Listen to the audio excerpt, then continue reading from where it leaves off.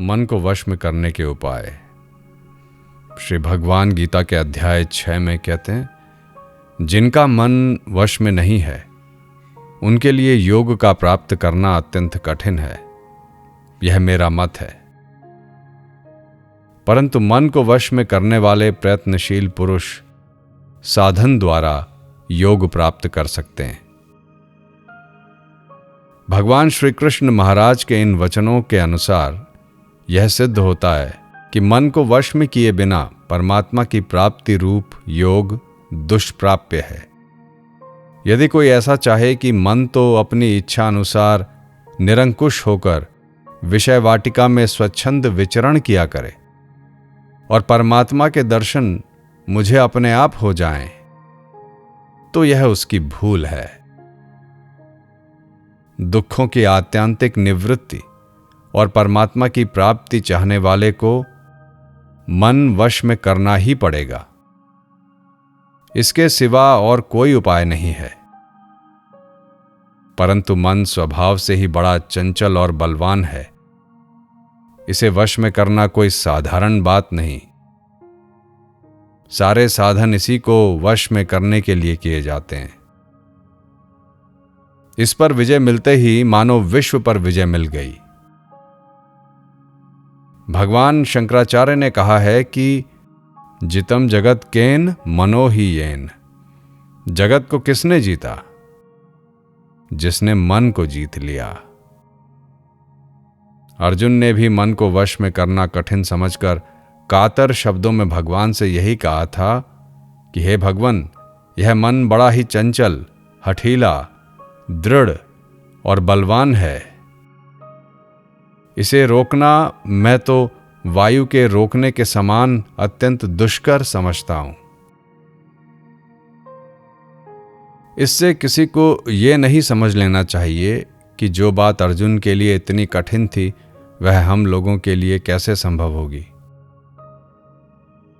मन को जीतना कठिन अवश्य है। भगवान ने इस बात को माना, पर साथ ही उपाय भी बतला दिया। गीता जी के अध्याय 6 में है, भगवान ने कहा, अर्जुन, इसमें कोई संदेह नहीं है कि इस चंचल मन का निग्रह करना बड़ा ही कठिन है, परंतु अभ्यास और वैराग्य से यह मन वश में हो सकता है। इससे यह सिद्ध हो गया कि मन का वश में करना कठिन भले ही हो, पर असंभव नहीं है, और इसके वश किए बिना दुखों की निवृत्ति नहीं। अतएव इसे वश में करना ही चाहिए। इसके लिए सबसे पहले इसका साधारण स्वरूप और स्वभाव जानने की आवश्यकता है। मन का स्वरूप। मन क्या पदार्थ है? यह आत्म और अनात्म पदार्थ के बीच में रहने वाली एक विलक्षण वस्तु है। यह स्वयं अनात्म और जड़ है, किंतु बंध और मोक्ष इसी के अधीन है। मन एव मनुष्याणाम कारणम बंध मोक्षयो। बस मन ही जगत है। मन नहीं तो जगत नहीं। मन विकारी है। इसका कार्य संकल्प विकल्प करना है। यह जिस पदार्थ को ग्रहण करता है स्वयं भी तदाकार बन जाता है। यह राग के साथ ही चलता है। सारे अनर्थों की उत्पत्ति राग से होती है। राग न हो तो मन प्रपंचों की ओर न जाए। किसी भी विषय में गुण और सौंदर्य देखकर उसमें राग होता है। इसी से मन उस विषय में प्रवृत्त होता है। परंतु जिस विषय में इसे दुख और दोष दिख पड़ते हैं उससे इसका द्वेष हो जाता है। फिर यह उसमें प्रवृत्त नहीं होता। यदि कभी भूलकर प्रवृत्त हो भी जाता है तो उसमें अवगुण देखकर द्वेष से तत्काल लौट आता है। वास्तव में द्वेष वाले विषय में भी इसकी प्रवृत्ति राग से ही होती है। साधारणतः यही मन का स्वरूप और स्वभाव है। अब सोचना यह है कि ये वश में क्यों कर हो। इसके लिए उपाय भगवान ने बतला ही दिया है, अभ्यास और वैराग्य। यही उपाय योग दर्शन में महर्षि पतंजलि ने बताया है, अभ्यास वैराग्याभ्यासन तन्निरोधः। अभ्यास और वैराग्य से ही चित्त का निरोध होता है। अतएव अब इसी अभ्यास और वैराग्य पर विचार करना चाहिए। भोगों में वैराग्य। जब तक संसार की वस्तुएं सुंदर और सुखप्रद मालूम होती हैं, तभी तक मन उसमें जाता है। यदि यही सब पदार्थ दोषयुक्त और दुखप्रद दिखने लगें, जैसा कि वास्तव में ये हैं, तो मन कदापि इनमें नहीं लगेगा। यदि कभी इनकी ओर गया भी, तो उसी समय वापस लौट आएगा। इसलिए संसार के सारे पदार्थों में, चाहे वे इहलौकिक हों या पारलौकिक, दुख और दोष की प्रत्यक्ष भावना करनी चाहिए। ऐसा दृढ़ प्रत्यय करना चाहिए कि इन पदार्थों में केवल दोष और दुख ही भरे हुए हैं। रमणीय दिखने वाली वस्तु में ही मन लगता है। यदि यह रमणीयता विषयों से हटकर परमात्मा में दिखाई देने लगे, जैसा कि वास्तव में है, तो यही मन तुरंत विषयों से हटकर परमात्मा में लग जाए। यही वैराग्य का साधन है, और वैराग्य ही मन जीतने का एक उत्तम उपाय है। सच्चा वैराग्य तो संसार के अस्तित्व का सर्वथा अभाव और उसकी जगह परमात्मा का नित्य भाव प्रतीत होने में है। परंतु आरंभ में साधक को मन वश में करने के लिए इस लोक और परलोक के समस्त पदार्थों में दोष और दुख देखना चाहिए,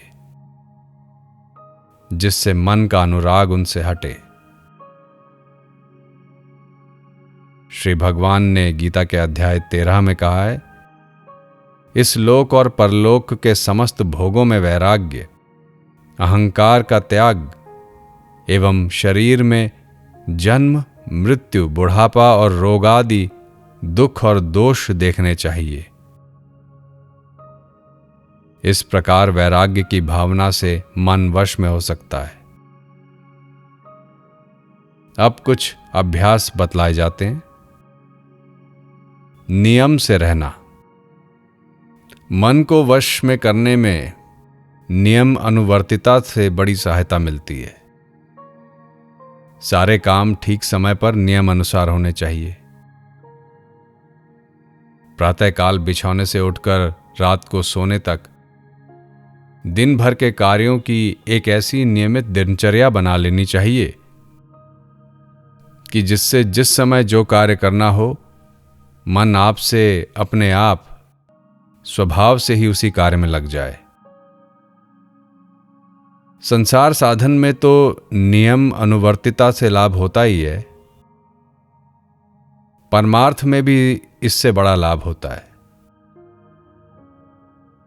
नियमित ध्यान के लिए प्रतिदिन जिस स्थान पर, जिस आसन से जितने समय बैठा जाए, उसमें किसी दिन भी व्यतिक्रम नहीं होना चाहिए। 5 मिनट का भी नियमित ध्यान अनियमित अधिक समय के ध्यान से उत्तम है। आज 10 मिनट बैठे, कल आधा घंटा, परसों कुछ ज्यादा। इस प्रकार के साधन से साधक को सिद्धि कठिनता से मिलती है। जब 5 मिनट का ध्यान नियम से होने लगे, तब 10 मिनट का करें। परंतु 10 मिनट का करने के बाद किसी दिन भी 9 मिनट नहीं होना चाहिए। इस प्रकार नियम अनुवर्तिता से भी मन स्थिर होता है। नियमों का पालन खाने पीने, पहनने, सोने और व्यवहार करने सभी में होना चाहिए। नियम अपने अवस्थानुकूल शास्त्र सम्मत बना लेने चाहिए। मन के प्रत्येक कार्य पर विचार करना चाहिए। प्रतिदिन रात को सोने से पूर्व दिन भर के मन के कार्यों पर विचार करना उचित है।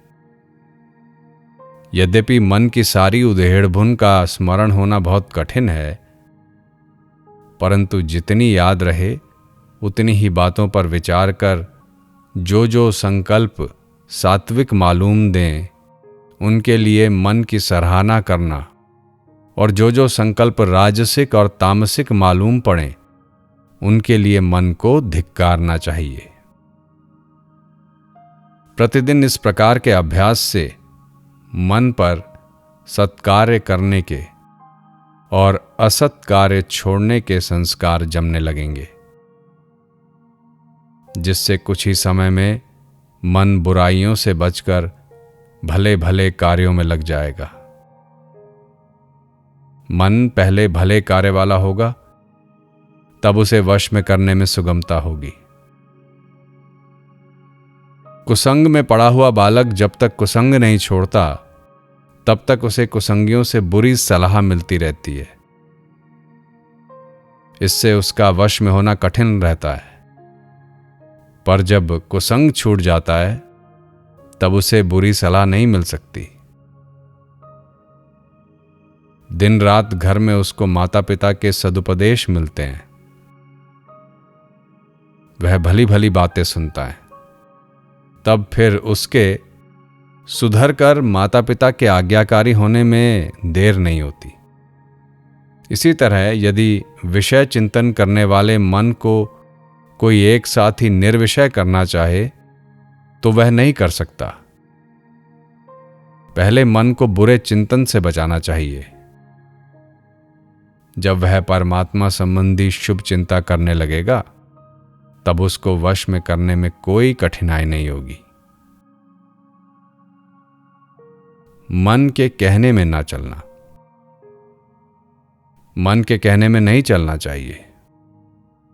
जब तक यह मन वश में नहीं हो जाता तब तक इसे परम शत्रु मानना चाहिए। जैसे शत्रु के प्रत्येक कार्य पर निगरानी रखनी पड़ती है, वैसे ही इसके भी प्रत्येक कार्य को सावधानी से देखना चाहिए। जहां कहीं यह उल्टा सीधा करने लगे वहीं इसे पछाड़ना चाहिए। मन की खातिर भूल कर भी ना करनी चाहिए। यद्यपि यह बड़ा बलवान है, कई बार इससे हारना होगा, पर साहस नहीं छोड़ना चाहिए। जो हिम्मत नहीं हारता वह एक दिन मन को अवश्य जीते लेता है। इससे लड़ने में एक विचित्रता है। यदि दृढ़ता से लड़ा जाए तो लड़ने वाले का बल दिनों दिन बढ़ता है और इसका क्रमशः घटने लगता है। इसलिए इससे लड़ने वाला एक ना एक दिन इस पर अवश्य ही विजयी होता है।